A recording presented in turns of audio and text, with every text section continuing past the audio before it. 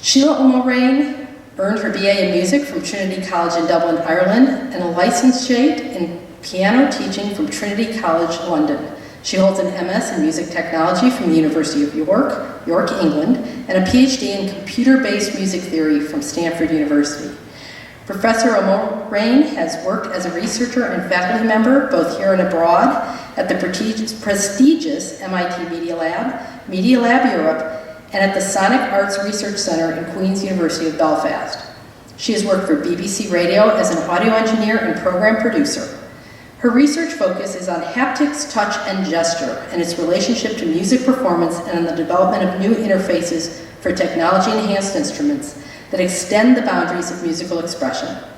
Also impressive is her combination of experience in many areas related to audio, psychoacoustics, computer music, cognition, and gestural control of music.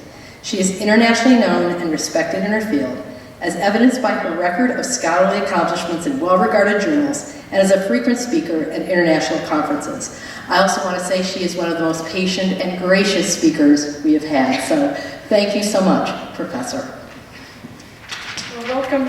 I can't compete with President Obama, so, I'm sorry. This is just a short introduction to one very specific project. When Deb and Lester asked me to speak about this area of the connection between art and technology, it has so many potential links that it was important to find a way of doing something succinct. So what I've chosen to do is to focus on one project and to show you through a series of slides and videos how this project spawned various papers and exhibitions from a simple idea that we were provoked into looking at through participation in a large-scale European Union project. So my own background, well, I won't spend too much time on this.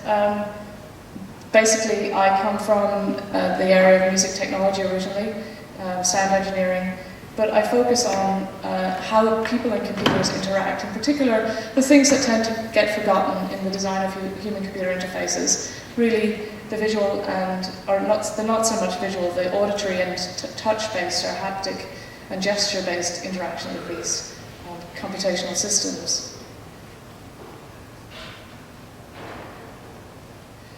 My area that I sort of characterize what I do is something called perceptually motivated design. And what that really means is starting from the body as your design canvas. Nothing that we design for people to use can really be designed independently of what their capabilities are.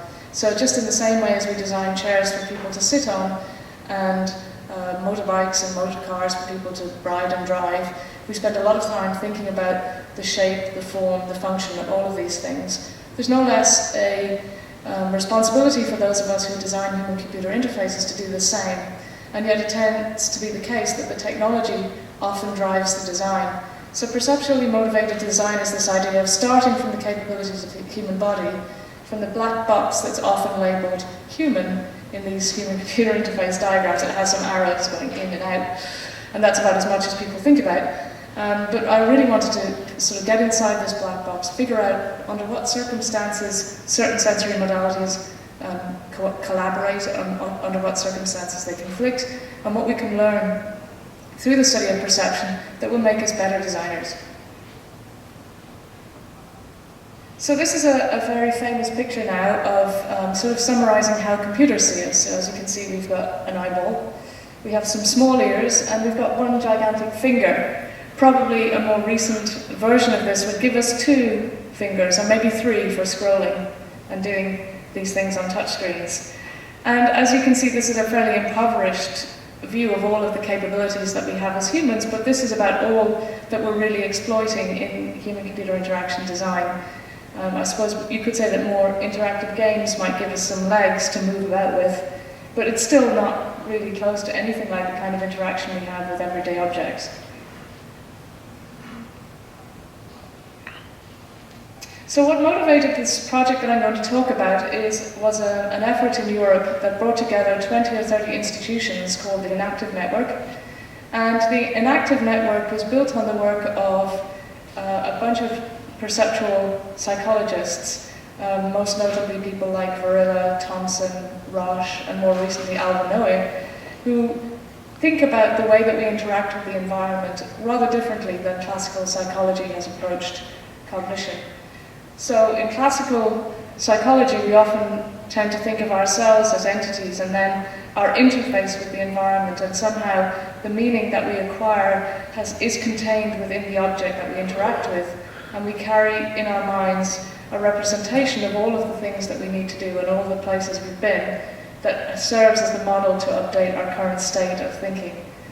What the inactive cognitive people would suggest is that actually we do things in a much more inline way or online way, that our perception of the world is based on how we act in the world. So if I reach out and touch this table, I can find this object, I can move and play with this object, learn its proportions, its shape, and how my perception of this object will guide my future action.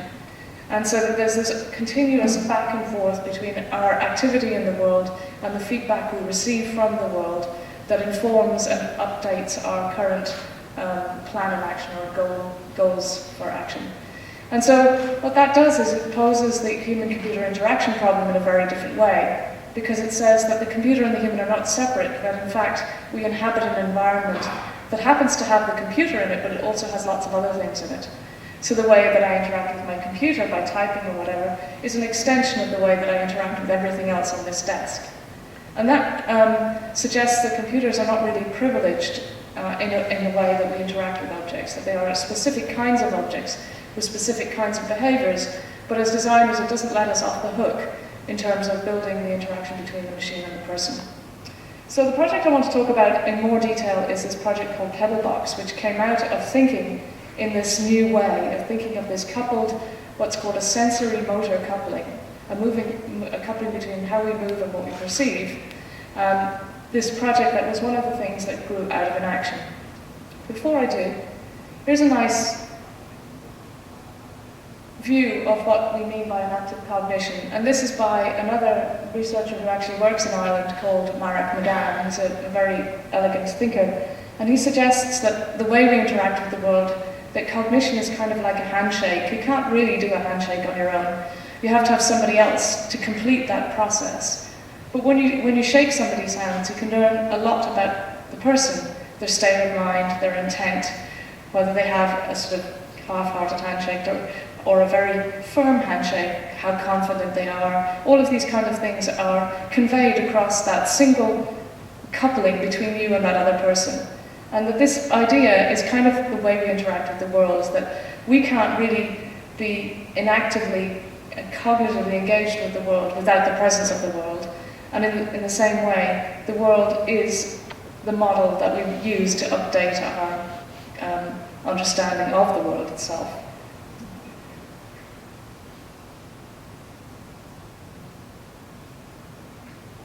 So here is a video.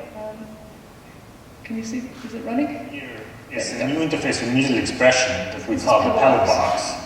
And it uses everyday interactions with objects to control unrelated sound events and other granular synthesis algorithms.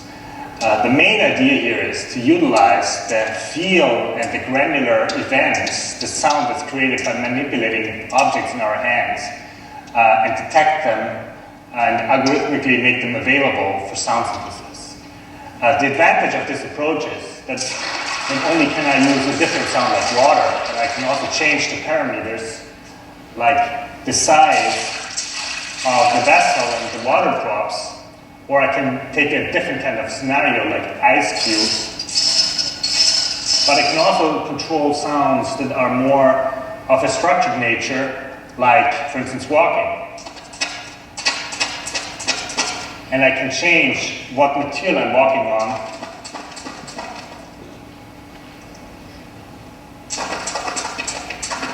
Or I can also control semi-structured events like typewriting and maintain the characteristics of typewriting in that fashion. So what we have achieved here is retaining the tactile feel of manipulating objects while giving it flexible control over sound synthesis.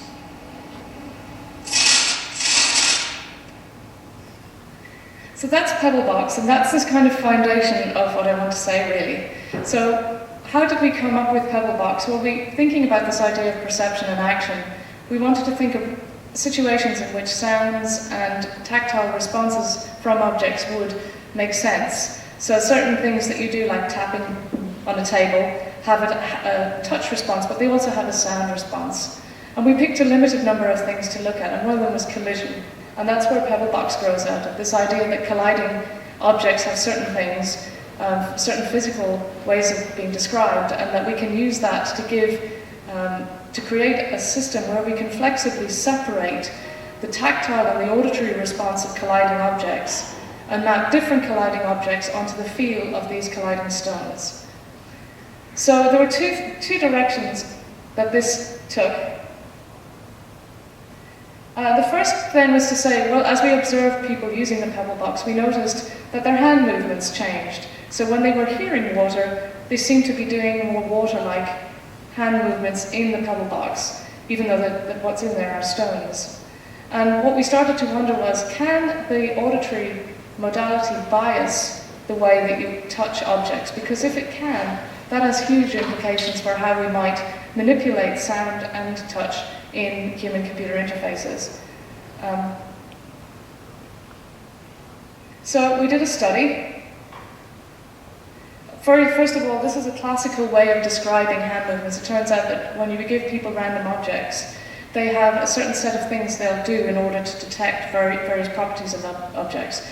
So they might press on the object to detect its hardness, or they might move their hand around the object to detect its shape, like this, or they might do this to find out things about the center of mass of the object, or rub it to get its texture. All of these things turn out to be very stereotypical hand movements.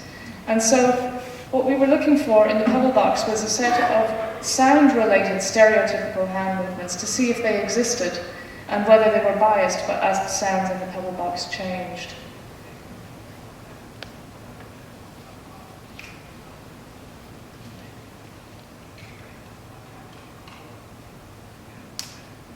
So what we did, if this will advance. So our hypothesis was that if in the presence of different sounds, that people's hand movements might change to reflect qualities of what they're hearing that might be different to the qualities of what people are feeling. So what did we do? Well, we took various objects and put them in tanks. So we had a tank of water, a tank of pebbles, a tank of coins, a tank of sand, and we had people just explore them. And then we made the equivalent in the Pebblebox, so they could hear water, feel pebbles, hear the sound of coins, but feel pebbles, and so on. And we just compared the different hand movements that people used in the real context when the haptic and auditory, well, actually in the case of the real objects, they couldn't hear anything because we had masked the sound of their hands. So we just looked at their hand movements in the real case and then in this sort of artificial case of the Pebblebox. What did we discover? So we classified hand movements kind of using the exploratory procedures that you saw earlier. We had to add a couple because of the nature of the objects. There was like picking movements that people did and things like that. But we basically went through and classified the movements in the real world object case and then the equivalent movements in the Pebblebox cases. And we discovered that in some cases people did temporarily shift the hand gestures that they were making when they heard a new sound, but that this was a temporary shift, and ultimately they reverted to the hand gestures that were appropriate for what they were feeling and ignored what they were hearing. So there was a temporary suspension of disbelief, if you like, while they felt the pebbles and heard water or whatever the material they were experiencing in the Pebblebox, but it wasn't persistent. And so this would have interesting implications for the design of augmented environments where you may be giving somebody a tangible object to then manipulate something in a virtual environment that may or may not be coherent or may not correlate exactly with the nature of the objects that they're manipulating in the virtual environment.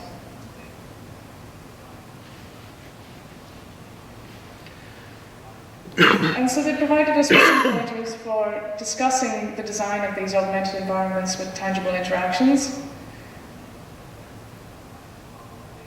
But they just suggest that the tactile or haptic properties of objects will always be taken as veridical, no matter what you do with either visual or auditory.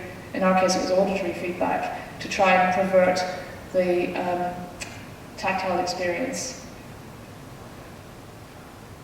So then the other side of this was that this piece got taken up by the Victoria and Albert Museum just as what we would like to call a physical etude, and you can go and experience it in the exhibition later too.